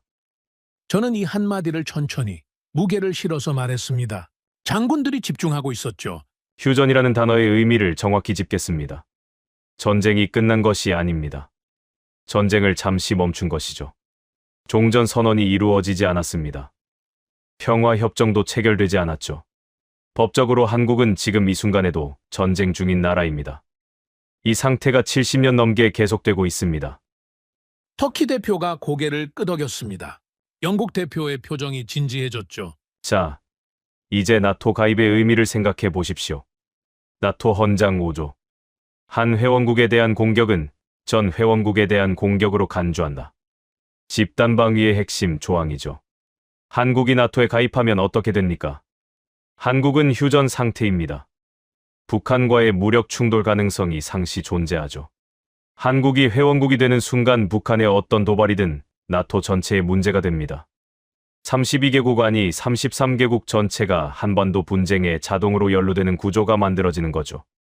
여러분, 솔직히 묻겠습니다. 이 회의실에 계신 분들 중에 그 상황을 원하시는 분이 계십니까? 회의실이 술렁였습니다. 장군들의 얼굴에 당혹감이 스쳤죠. 아까까지 한국의 가입이 당연하다고 생각했던 사람들이 갑자기 현실의 무게와 마주한 겁니다. 프랑스 대표의 표정이 복잡해졌습니다. 자신이 꺼낸 질문이 이렇게 돌아올 줄은 예상하지 못한 것이 분명했죠. 한국은 이 사실을 알고 있습니다. 자국의 가입이 나토 전체에 어떤 부담을 지우는지를 한국은 정확히 계산하고 있죠. 그래서 가입을 추진하지 않는 겁니다. 이것이 첫 번째 이유입니다. 저는 잠시 물을 한 모금 마시고 말을 이었습니다. 두 번째 이유가 있습니다. 그리고 이것이 더 본질적인 이유이죠. 한국은 동맹에 기대는 구조가 아닙니다. 독자적으로 전선을 유지하는 구조입니다. 나토의 집단방위 체계는 어떻게 작동합니까? 위기가 발생하면 회원국들이 모여서 논의합니다. 합의를 도출하고 병력을 조율하고 분담을 결정하죠. 이 과정에 시간이 걸립니다. 32개국의 합의는 빠를 수가 없죠. 한국의 현실에서 그 시간은 존재하지 않습니다. 북한의 장사정포가 서울을 타격하기 시작하면 나토 회원국들이 회의를 소집하고 합의를 도출하는 동안 서울은 이미 타격을 받고 있습니다. 합의가 끝나고 병력 파견이 결정되는 시점에 전쟁의 방향은 이미 결정되어 있겠죠. 한국은 그 현실을 70년간 살아왔습니다. 그래서 스스로 모든 것을 해결하는 구조를 만들어낸 겁니다. 24시간 이내 전략 전환, 단일 지휘 체계, 고밀도 집중 배치. 이 모든 것이 동맹의 도움을 기다릴 시간이 없다는 현실에서 태어난 구조입니다. 영국 대표가 천천히 말했습니다. 그러니까 볼프 장군의 말씀은 이겁니까? 한국은 나토에 가입할 능력이 없는 것이 아니라 나토의 구조가 한국의 현실과 맞지 않는다. 저는 고개를 끄덕였습니다. 정확합니다. 나토는 합의와 분담의 체계입니다. 한국은 즉각 대응의 체계이죠. 두 구조는 근본적으로 다릅니다. 한국이 나토에 가입하면 한국의 장점인 속도와 독자성이 오히려 제약을 받을 수 있습니다. 32개국의 합의를 기다려야 하니까요. 한국은 그것을 선택하지 않은 겁니다. 회의실이 깊은 침묵에 빠졌습니다. 장군들의 얼굴에 복잡한 감정이 교차하고 있었죠. 한국이 나토에 가입하지 않은 이유가 약해서가 아니라 오히려 나토의 구조가 한국에게 맞지 않기 때문이라는 분석. 그것은 32개국의 자존심에 미묘한 균열을 만드는 말이었습니다. 프랑스 대표가 낮은 목소리로 물었습니다. 볼프 장군, 그렇다면 한국에게 동맹이란 무엇입니까? 나토 같은 조약 체계가 아니라면 한국은 무엇을 동맹이라고 생각하는 겁니까? 저는 이 질문이 나올 줄 알고 있었습니다. 그리고 이 질문에 대한 답이야말로 오늘 회의에서 제가 가장 하고 싶었던 말이었죠. 동맹은 조약이 아닙니다. 신뢰입니다. 한국 전쟁을 다시 생각해 보십시오. 1950년 한반도가 전장이 됐을 때 22개국이 한국을 도왔습니다. 조약이 있어서가 아닙니다. 나토 헌장오조가 적용된 것도 아니죠. 그 나라들은 자발적으로 병력을 보냈습니다. 자국의 젊은이들을 지구 반대편의 전장에 보낸 겁니다. 왜 그랬겠습니까? 이익 때문이 아닙니다. 옳다고 생각했기 때문이죠. 침략받은 나라를 도와야 한다는 신념 때문이었습니다. 한국은 그것을 기억하고 있습니다. 70년이 지난 지금도요. 터키 대표의 눈이 다시 젖어들고 있었습니다. 터키가 한국 전쟁에서 치른 희생을 떠올리고 있는 것이 분명했죠. 한국에게 동맹이란 서류 위의 서명이 아닙니다. 함께 피를 흘린 기억입니다. 그리고 그 기억을 잊지 않는 것이죠. 한국은 나토에 가입하지 않았습니다. 하지만 22개국의 참전을 잊지 않고 있죠. 방산 수출로 보답하고 있고 기술을 전수하고 있습니다. 조약 없이도 연대하고 있는 겁니다. 동맹은 선택입니다. 서류에 서명하고 의무를 규정하는 것이죠. 하지만 전선은 운명입니다. 선택의 여지가 없는 겁니다. 한국은 선택이 아니라 운명 위에 서 있는 나라입니다. 매일 아침 눈을 뜨면 전선이 거기 있죠. 그 운명을 70년간 혼자 감당하면서도 과거의 도움을 잊지 않고 보답하는 나라입니다. 가입하지 않았다고 약한 것이 아닙니다. 가입할 필요가 없었던 겁니다. 아니, 더 정확히 말하면 가입이라는 구조로는 담을 수 없는 나라인 겁니다. 회의실이 완전히 고요해졌습니다. 32개국의 장군들이 저마다의 생각에 잠겨 있었죠. 누군가는 고개를 숙이고 있었고 누군가는 스크린에 여전히 떠 있는 한반도 지도를 바라보고 있었습니다. 영국 대표가 천천히 입을 열었습니다.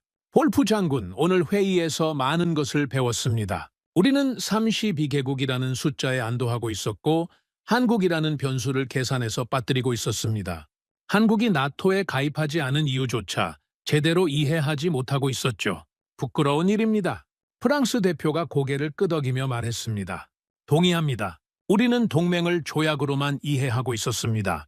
하지만 한국이 보여주는 것은 조약 없이도 성립하는 연대입니다. 어쩌면 그것이 조약보다 더 강한 것일 수도 있겠죠. 저는 자리에 앉았습니다. 한국은 나토에 가입하지 않았습니다. 하지만 나토 회원국 상당수가 한국의 장비로 무장하고 있었고 한국의 교리로 훈련하고 있었죠. 한국전쟁 참전국들은 70년이 지난 지금도 한국과의 유대를 기억하고 있었습니다. 조약 없는 동맹, 서명 없는 연대, 가입하지 않았지만 이미 연결되어 있는 나라, 그것이 한국이었습니다. 그리고 그것이 한국을 나토 32개국보다 어쩌면 더 무서운 존재로 만드는 이유였죠. 동맹은 선택이었습니다. 전선은 운명이었죠. 한국은 그 운명 위에서 70년을 버텨온 나라였습니다. 선택으로 맺어진 동맹이 운명으로 단련된 나라를 이길 수 있을까? 그 질문이 회의실의 공기 속에 남아 있었습니다. 그리고 저는 알고 있었습니다. 이 회의가 아직 끝나지 않았다는 것을요. 장군들이 이제 한국을 이해하기 시작했지만 아직 마지막 질문이 남아 있었습니다. 가장 중요한 질문. 그래서 결론이 무엇이냐는 질문이요. 그 질문이 나올 때가 되어가고 있었습니다. 회의가 재개됐을 때 회의실의 분위기는 완전히 달라져 있었습니다. 아침에 이 자리에 모였을 때와 지금은 같은 회의실이 아니었죠. 새벽 긴급 소집 당시 장군들의 머릿속에는 중국만 있었습니다. 중국의 기동, 중국의 규모, 중국의 위협, 그것이 전부였죠. 하지만 지금 이 회의실에 앉아있는 32개국의 장군들은 전혀 다른 나라를 생각하고 있었습니다. 한국 의장이 회의 정리 발언을 요청하며 제게 시선을 보냈습니다. 하지만 그 전에 영국 대표가 먼저 손을 들었죠. 볼프 장군, 마지막으로 한 가지만 묻겠습니다. 회의실이 조용해졌습니다. 영국 대표의 목소리에는 아침과는 완전히 다른 무게가 실려 있었죠. 더 이상 반문이나 의문의 톤이 아니었습니다. 진심으로 답을 구하는 사람의 목소리였습니다. 오늘 볼프 장군께서 많은 것을 보여주셨습니다. 한국의 속도, 밀도, 신뢰 네트워크, 전장 설계, 그리고 나토에 가입하지 않은 이유까지 모두 충격적이었고 동시에 설득력이 있었습니다. 하지만 저는 결론을 듣고 싶습니다. 볼프 장군, 결론은 무엇입니까? 중국이 실제로 움직일 경우 우리가 가장 먼저 계산해야 할 변수는 무엇입니까? 회의실의 시선이 일제히 저에게 쏠렸습니다. 32개국의 장군들이 한 사람의 입을 바라보고 있었죠. 이 회의가 시작된 이후로 가장 무거운 순간이었습니다. 저는 천천히 자리에서 일어섰습니다. 서두르지 않았죠. 서류를 가지런히 정리하고 단추를 한번 여미고 나서 스크린 앞으로 걸어갔습니다. 영국 대표께서 결론을 물으셨습니다. 좋습니다. 결론을 말씀드리겠습니다. 저는 스크린에 동아시아 전역 지도를 띄웠습니다. 중국, 러시아, 일본, 한반도가 한눈에 들어오는 관격 지도였죠. 먼저 각국의 전력을 정리하겠습니다. 중국 집단군. 규모에서는 압도적입니다. 동북정구만 해도 여러 개의 집단군이 배치되어 있고 기갑 전력과 포병 전력이 방대하죠. 하지만 지휘 체계가 복잡하고 전구 단위의 전면 기동에는 최소 96시간에서 120시간이 필요합니다. 거대하지만 무겁습니다. 일본 차위대. 장비의 질은 높습니다. 해상 전력은 특히 강하죠. 하지만 헌법적 제약이 있습니다. 방어 중심 교리에서 공격적 기동으로 전환하려면 정치적 결단과 법적 절차가 수반됩니다. 실질적 기동 개시까지 48시간에서 72시간이 필요하죠. 강하지만 느립니다. 북한 기갑군단. 구형 장비가 대다수이지만 수량은 무시할 수 없습니다. 수도권을 겨누는 장사정포가 가장 직접적인 위협이죠. 하지만 기동 능력은 제한적입니다. 연료 보급과 병참 체계의 한계가 있죠. 위협적이지만 지속력이 약합니다. 저는 잠시 멈추고 장군들의 얼굴을 둘러봤습니다. 모두가 다음 말을 기다리고 있었죠. 그리고 한국 7군단입니다. 저는 지도 위에 한국 7군단의 배치 위치를 표시했습니다. 한반도 중부의 좁은 기동 회랑, 그 작은 점 하나가 동아시아 전체 지도 위에서 빛나고 있었죠. 단일 기동군단으로 세계 최고 수준의 기갑 밀도를 보유하고 있습니다. 24시간 이내 전략 전환이 가능하죠. 전진 돌파에 특화된 교리를 보유하고 있고 산악 지형에 최적화된 장비를 운용합니다. 70년간 단 하루도 대비 태세를 낮추지 않았습니다. 동아시아에서 단일 군단으로 가장 빠른 전략 전환 능력을 가진 부대. 한국 7군단입니다. 회의실이 조용했습니다. 하지만 이 침묵은 이전과 달랐죠. 충격도 아니었고 두려움도 아니었습니다. 인정이었습니다. 32개국의 장군들이 하나의 결론에 동시에 도달하고 있었습니다. 저는 스크린을 72시간 시뮬레이션 지도로 전환했습니다. 이 시뮬레이션은 중국이 동북전구에서 전면 기동을 개시한 시점부터 72시간 후까지의 전선 변화를 시간대별로 보여주는 자료였죠. 이 시뮬레이션을 보십시오.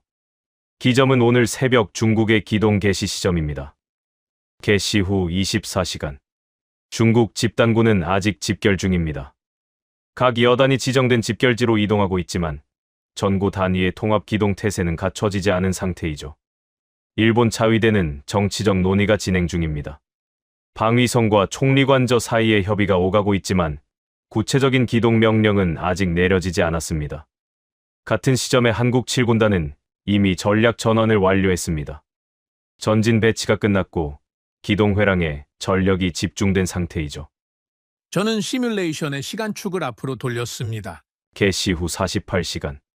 중국 집단군의 집결이 70% 정도 진행된 상태입니다. 일본 자위대의 기동 명령이 내려졌지만 실제 부대의 이동은 이제 막 시작 단계이죠. 나토 32개국은 긴급 회의를 통해 상황을 분석하고 있습니다. 합의 도출에는 아직 시간이 필요한 상태이죠. 같은 시점에 한국 7군단은 이미 전선의 형태를 바꿔놓고 있습니다. 전진 배치에서 한 단계 더 나아가 기동축을 확보한 상태이죠. 저는 시뮬레이션을 마지막 단계로 넘겼습니다. 개시 후 72시간. 사흘입니다. 중국 집단군이 비로소 완전한 기동 태세를 갖추는 시점이죠. 하지만 이 시점에 한국 7군단은 이미 3단계 앞에 있습니다. 전선의 방향이 바뀌어 있는 겁니다. 전쟁은 사흘이면 방향이 결정됩니다. 회의실이 얼어붙었습니다. 저는 시뮬레이션 화면을 그대로 둔 채 장군들을 향해 돌아섰습니다. 이것이 중국이 한국을 계산하는 이유입니다. 중국은 자국의 기동 계획을 세울 때 한국 7군단의 반응 시간을 가장 먼저 계산해 넣습니다. 자신들이 집결을 완료하기도 전에 한국이 전선을 바꿔놓을 수 있다는 사실을 중국은 알고 있죠. 속도는 규모를 이깁니다. 이것이 군사학의 기본 원리입니다. 대규모 병력이 느리게 집결하는 동안 고밀도 병력이 빠르게 전선을 재편하면 규모의 우위는 무력화됩니다. 중국은 이 원리를 우리보다 더 잘 이해하고 있습니다. 왜냐하면 중국은 한국과 이웃하고 있으니까요. 70년간 한국의 대비 태세를 바로 옆에서 지켜봐온 나라입니다. 프랑스 대표가 천천히 말했습니다. 목소리가 거의 속삭임에 가까웠죠. 우리가 걱정해야 할 것은 중국의 팽창이 아니라 계산의 오류일지도 모릅니다. 우리는 중국만 보고 있었지만 중국은 처음부터 다른 곳을 보고 있었던 거군요. 저는 고개를 끄덕였습니다. 정확합니다. 그리고 이것이 영국 대표께서 물으신 결론입니다. 회의실 전체가 숨을 죽이고 있었습니다. 32개국의 장군들이 한 사람의 다음 말을 기다리고 있었죠. 저는 천천히 한 문장 한 문장에 무게를 실어서 말했습니다. 우리는 중국을 경계합니다. 하지만 중국은 한국을 계산합니다. 회의실의 공기가 완전히 얼어붙었습니다. 아무도 움직이지 않았습니다. 아무도 말하지 않았죠. 펜을 놀리던 손이 멈춰 있었고 커피잔을 들던 팔이 허공에 멈춰 있었습니다. 32개국의 장군들이 동시에 같은 충격을 받은 순간이었죠. 우리는 중국을 경계합니다. 하지만 중국은 한국을 계산합니다. 이 한마디가 오늘 회의의 모든 것을 뒤집었습니다. 새벽에 중국의 기동 영상을 보며 겁에 질렸던 장군들이 32개국의 힘을 자랑하던 장군들이 한국의 나토 가입을 당연하게 여기던 장군들이 지금 이 순간 모든 계산을 처음부터 다시 하고 있었습니다. 우리가 바라보고 있던 방향이 처음부터 틀렸던 겁니다. 중국이 무서운 것이 아니었습니다. 중국이 두려워하는 존재를 우리가 몰랐던 것이 무서운 거였죠. 회의실의 침묵이 길어지고 있었습니다. 누군가 이 침묵을 깨야 했지만 아무도 입을 열지 못하고 있었죠. 32개국의 장군들이 같은 무게에 눌려 있었습니다. 터키 대표가 조용히 고개를 끄덕였습니다. 폴란드 대표가 팔짱을 풀고 천천히 박수를 치려다 멈췄죠. 이 자리에서 박수는 어울리지 않았으니까요. 이것은 환호할 일이 아니었습니다. 자신들의 무지를 인정해야 하는 순간이었죠. 영국 대표가 마침내 입을 열었습니다. 볼프 장군, 오늘 이 회의에서 우리가 얻은 가장 중요한 교훈은 한국의 전력이 강하다는 것이 아닙니다. 우리의 계산에 한국이 빠져 있었다는 것입니다. 그리고 중국의 계산에는 처음부터 한국이 들어 있었다는 것이죠. 우리는 같은 지도를 보면서 전혀 다른 것을 보고 있었던 겁니다. 저는 고개를 끄덕였습니다. 계산하지 않은 국가는 가장 위험한 변수입니다. 존재하지 않아서 위험한 것이 아니라 존재하는데 보지 못해서 위험한 겁니다. 한국은 처음부터 거기 있었습니다. 우리만 보지 못했을 뿐이죠. 저는 자리로 돌아가며 스크린을 한 번 더 바라봤습니다. 72시간 시뮬레이션 지도가 아직 화면에 남아 있었죠.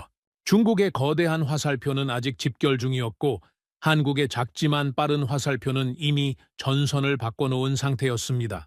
우리는 중국을 경계합니다. 하지만 중국은 한국을 계산합니다. 이 한마디가 회의실의 공기를 완전히 뒤바꿔 놓았습니다. 아침에 시작된 이 회의가 여기까지 올 줄은 이 회의실의 누구도 예상하지 못했을 겁니다. 중국의 위협을 논의하러 모인 자리에서 결국 가장 중요한 변수는 중국이 아니라 한국이었다는 결론에 도달한 거니까요. 하지만 아직 끝이 아니었습니다. 결론을 말씀드렸지만 마지막으로 장군들에게 전해야 할 이야기가 하나 더 남아 있었습니다. 한국이 왜 진짜 무서운 나라인지, 전력이나 속도나 밀도 이상의 무엇이 한국을 특별하게 만드는지 그 이야기가 남아 있었죠. 회의가 마무리 단계에 접어들고 있었습니다. 의장이 시계를 확인했죠. 새벽에 시작된 이 회의가 오후까지 이어지고 있었습니다.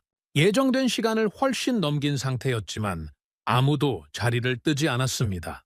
32개국의 장군들이 전원 착석한 채 제 마지막 발언을 기다리고 있었죠. 의장이 저에게 마무리 발언을 요청했습니다.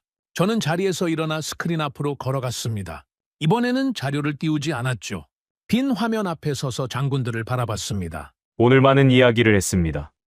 한국의 속도에 대해, 밀도에 대해, 전장 설계에 대해, 방산 네트워크에 대해, 그리고 나토에 가입하지 않은 이유에 대해 말씀드렸죠. 하지만 마지막으로 한 가지만 더 말씀드리겠습니다. 한국이 진짜 무서운 이유에 대해서입니다. 회의실이 완전히 조용해졌습니다. 지금까지 말씀드린 것들은 모두 군사적 분석이었습니다. 숫자와 데이터에 기반한 이야기였죠. 전차의 밀도, 기동 속도, 전략 전환 시간. 저는 이런 것들을 분석하는 사람이고 그것이 제 전문 분야입니다. 하지만 군사력만으로 무서운 나라가 되는 것은 아닙니다. 세계에 군사력이 강한 나라는 많습니다. 핵무기를 가진 나라도 있고 항공모함을 여러 척 운용하는 나라도 있죠. 순수한 화력으로 따지면 한국보다 강한 나라는 존재합니다. 그런데 왜 중국은 그 나라들보다 한국을 먼저 계산합니까? 장군들이 집중하고 있었습니다. 화력 때문이 아닙니다. 전차 수량 때문도 아니죠. 중국이 한국을 가장 먼저 계산하는 진짜 이유는 한국이라는 나라가 가진 구조 전체 때문입니다. 저는 스크린에 지도를 하나 띄웠습니다. 아까 3장에서 보여드렸던 한국 방산 수출국 분포 지도였죠. 유럽, 중동, 동남아시아, 오세아니아에 걸쳐 붉은 점들이 찍혀 있었습니다. 이 지도를 다시 보십시오. 한국의 방산 수출국 분포입니다. K2 전차가 폴란드에서 달리고 있고 K9 자주포가 노르웨이에 배치되어 있습니다. 핀란드, 에스토니아, 루마니아, 호주, 이집트, 인도네시아. 이 나라들이 모두 한국의 장비를 운용하고 있죠. 이것이 무엇을 의미하는지 중국은 정확히 알고 있습니다. 한국을 공격하는 것은 한국 한 나라를 상대하는 것이 아닙니다. 한국의 장비를 쓰고 있는 나라들, 한국의 교리로 훈련한 군대들. 한국과 방산 협력 관계에 있는 국가들 전체를 적으로 돌리는 일이 됩니다. 나토 헌장 5조 같은 조약이 없어도 이 나라들이 한국의 위기를 남의 일로 볼 수 있겠습니까? 한국은 무기를 수출한 것이 아닙니다. 신뢰를 축적한 겁니다. 그리고 그 신뢰는 어떤 조약보다 강합니다. 폴란드 대표가 천천히 고개를 끄덕이고 있었습니다. 자국이 한국의 장비를 운용하고 있다는 사실이 단순한 무기 거래를 넘어선 전략적 연결이라는 것을 이해한 표정이었죠. 저는 말을 이었습니다. 그리고 이 신뢰의 뿌리는 70년 전으로 거슬러 올라갑니다. 저는 스크린의 한국전쟁 참전국 목록을 다시 띄웠습니다. 22개국의 이름이 화면에 나열됐죠. 1950년 한반도가 전장이 됐을 때 22개국이 한국을 도왔습니다. 이 회의실에 앉아 계신 나라들이 상당수 포함되어 있죠. 미국, 영국, 프랑스, 터키, 호주, 캐나다, 네덜란드, 벨기에, 그리스, 노르웨이, 덴마크, 이탈리아, 독일. 그 나라들의 젊은이들이 지구 반대편까지 가서 피를 흘렸습니다. 많은 이들이 돌아오지 못했죠. 터키 대표의 눈이 또다시 붉어지고 있었습니다. 터키는 한국전쟁에서 5천 명 이상의 병력을 파견했고 수백 명이 전사했죠. 그 기억이 70년이 지난 지금도 터키 군인들의 가슴 속에 남아 있었습니다. 한국은 그 도움을 잊지 않았습니다. 70년이 지난 지금도요.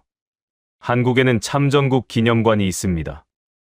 22개국의 이름이 새겨져 있죠. 매년 기념행사가 열리고 참전 용사들이 초청됩니다. 세대가 바뀌었지만 기억은 바뀌지 않았습니다. 그리고 한국은 그 기억을 행동으로 보여주고 있습니다. 참전국들이 군비를 필요로 할 때 가장 먼저 손을 내밀고 있죠. 납기를 맞추고 가격을 조정하고 교리를 전수하는 것. 이것은 사업이 아닙니다. 보훈입니다. 회의실에 묵직한 감정이 퍼지고 있었습니다. 군사 전략을 논의하는 자리에서 감정을 이야기하는 것은 제 방식이 아닙니다. 저는 과장을 싫어하고 숫자만 믿는 사람이죠. 하지만 이것은 감정의 문제가 아니었습니다. 전략적 현실이었습니다. 여러분, 강한 나라는 많습니다. 군사력이 강한 나라, 경제력이 강한 나라, 기술력이 강한 나라. 세상에 강한 나라는 넘쳐나죠. 그러나 기억하는 나라는 드뭅니다. 70년 전의 도움을 잊지 않고 70년 후에 그것을 되갚고 있는 나라. 그런 나라가 세계에 몇이나 되겠습니까? 강한 나라보다 기억하는 나라가 더 무섭습니다. 회의실이 완전히 고요해졌습니다. 저는 잠시 멈추고 장군들의 얼굴을 천천히 둘러봤습니다. 영국 대표는 입을 굳게 다물고 있었고 프랑스 대표는 고개를 숙이고 있었죠. 터키 대표는 눈가를 닫고 있었고 폴란드 대표는 무언가를 곱씹는 표정이었습니다. 저는 마지막 이야기를 시작했습니다. 오늘 아침 이 회의가 시작됐을 때 우리의 걱정은 중국이었습니다. 중국이 움직였다. 동아시아가 흔들린다. 우리는 어떻게 대응해야 하는가? 그것이 의제였죠. 하지만 지금 이 회의실에서 우리가 마주하고 있는 진짜 질문은 다릅니다. 우리는 정말로 세계를 제대로 보고 있었는가? 32개국이라는 숫자에 안도하면서 정작 동아시아의 핵심 변수를 놓치고 있었던 것은 아닌가? 조약과 서명에 의존하면서 신뢰로 연결된 진짜 동맹의 형태를 이해하지 못하고 있었던 것은 아닌가? 한국은 나토 회원국이 아닙니다. 그러나 전선 국가입니다. 동맹이 아닙니다. 그러나 계산해야 할 변수입니다. 가입하지 않았습니다. 그러나 이미 연결되어 있습니다. 저는 한 발짝 앞으로 나서며 마지막 말을 이었습니다. 한국은 동맹에 기대는 국가가 아닙니다. 동맹을 계산하게 만드는 국가입니다. 회의실이 완전히 멈췄습니다. 시계 소리조차 들릴 것 같은 정적이었죠. 그때 미국 대표가 입을 열었습니다. 오늘 회의에서 처음으로 발언하는 것이었죠. 미국 대표는 회의 내내 조용히 듣기만 하고 있었습니다. 32개국 중 누구보다 한국에 대해 잘 알고 있는 나라의 대표답게 관망하고 있었던 거죠. 미국 대표가 낮은 목소리로 말했습니다. 빅터 장군, 그렇다면 한국은 동맹입니까? 변수입니까? 회의실의 시선이 미국 대표에게 갔다가 다시 저에게로 돌아왔습니다. 오늘 이 회의의 진짜 마지막 질문이었죠. 저는 잠시 침묵했습니다. 이 질문에 대한 답은 이미 알고 있었습니다. 오늘 아침 이 회의실에 들어서기 전부터 알고 있었죠. 둘 다입니다. 회의실이 완전한 정적에 빠졌습니다. 미국 대표가 천천히 고개를 끄덕였습니다. 더 이상의 질문은 없었죠. 저는 자리로 돌아가며 스크린을 마지막으로 한번 바라봤습니다. 한반도가 동아시아 지도 위에 작은 점처럼 떠 있었습니다. 나토 32개국의 광활한 영토와 비교하면 점 하나에 불과한 크기였죠. 하지만 그 점 하나가 오늘 이 회의실 전체를 뒤흔들었습니다. 저는 자리에 앉으며 생각했습니다. 저는 과장을 싫어합니다. 숫자와 지도, 시간표만을 믿는 사람이죠. 40년간 전쟁을 계산해온 사람입니다. 감정으로 판단하지 않고 데이터로 결론을 내리는 것이 제 방식이었습니다. 그런 제가 한국이라는 나라에 대해 이렇게 긴 이야기를 한 것은 오늘이 처음이었습니다. 하지만 이것은 감정이 아니었습니다. 계산이었죠. 데이터가 말해주는 것을 정리한 것에 불과했습니다. 한국의 기갑 밀도는 비정상적으로 높습니다. 24시간 이내 전략 전환이 가능한 기동군단을 보유하고 있죠. 70년간 단 하루도 대비 태세를 낮추지 않았고 방산 수출을 통해 전략적 신뢰 네트워크를 구축했습니다. 한국전쟁 참전국들에 대한 보훈을 70년째 이어가고 있죠. 나토 회원국이 아닙니다. 그러나 전선 국가입니다. 동맹이자 변수입니다. 그리고 계산하지 않으면 위험한 존재입니다. 회의가 끝났습니다. 장군들이 하나둘 자리에서 일어나기 시작했죠. 하지만 아무도 바로 회의실을 나서지 않았습니다. 누군가는 스크린에 마지막으로 떠있던 한반도 지도를 물끄러미 바라보고 있었고 누군가는 옆 사람과 조용히 이야기를 나누고 있었습니다. 저는 서류를 정리하고 회의실을 나섰습니다. 복도를 걸으며 창밖을 봤죠. 브뤼셀의 오후 하늘이 맑게 개어 있었습니다. 새벽의 긴장은 이미 지나가 있었죠. 하지만 제 머릿속에는 한 가지 확신이 남아 있었습니다. 동아시아에서 가장 조용하지만 가장 빠른 군단, 세계가 간과하고 있지만 중국은 결코 간과하지 않는 존재. 나토 32개국이 회의를 여는 동안 이미 전선을 바꿔놓을 수 있는 부대, 한국 7군단, 그리고 그 군단을 만들어낸 나라, 70년간 전선 위에서 잠들지 않았던 나라, 도움을 잊지 않고 보답하는 나라, 강한 것을 넘어서 기억하는 나라, 대한민국입니다. 오늘의 사연은 여기까지입니다. 구독과 좋아요는 영상 제작에 아주 큰 힘이 됩니다. 지금까지 감동테라스 저는 소희였습니다. 오늘도 우리 구독자님들의 가정에 따뜻한 행복이 가득하시길 진심으로 바라겠습니다. 긴 영상 끝까지 시청해주셔서 정말 감사합니다. 내일 더 좋은 이야기로 찾아뵙겠습니다. 감사합니다.